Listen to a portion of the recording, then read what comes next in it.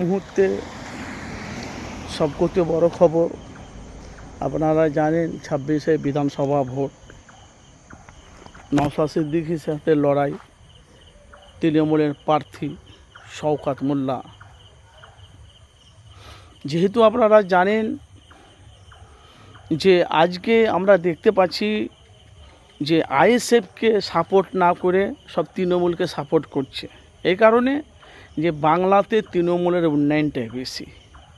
নওশাদ সিদ্দিকী মানুষের হয়ে, মানুষের পাশে থেকে মানুষের হয়ে কাজ করছে।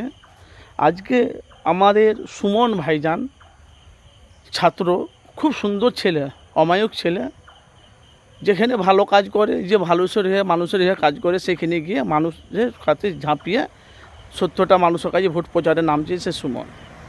আজকে ভাঙড়ে শওকত মোল্লা মহাশয়কে সাপোর্ট করছে আমার সুমন ভাইজান বলে কি বাংলার অনেক মানুষ তারা শওকত মোল্লাকে সাপোর্ট করছে। এই কারণে যে মমতার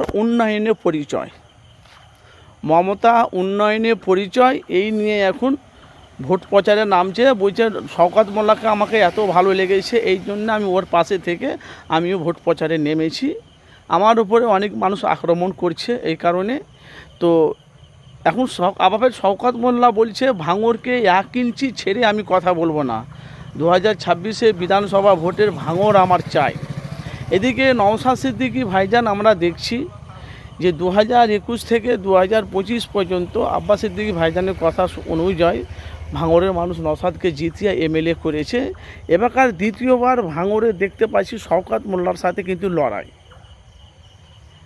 আর শওকত মোল্লার সাথে লড়াই 1 ইঞ্চি মাটি ছাড়বে না, শওকত মোল্লা বলে দিয়েছে। দিনে রাতে সবসময় পাহারা থাকবে ক্যাম্পে বুথে।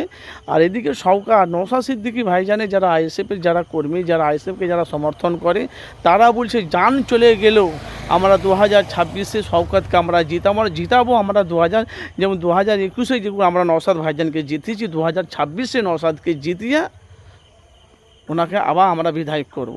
বাংলাতে আপনারা জানেন যে যেভাবে একটা ঝড় চলছে, বাংলায় একটা ঝড় চলছে, আনাচে কানাচে অলি গলিতে এখন দেখতে পাচ্ছি প্রত্যেকটা জায়গাতে তৃণমূলকে সব সমর্থন করছে। তৃণমূল উন্নয়নটা বেশি, তার পাশাপাশি আবার দেখছি কেউ নওশাদকেও সমর্থন করছে অনেক মানুষ। কিন্তু মানুষ তো এখন লগদ যেগুলো কাজ হচ্ছে সেগুলোকে মানুষ চয়েস করছে, পছন্দ করছে। এখন যে ভাঙড়ে আপনারা দেখেছে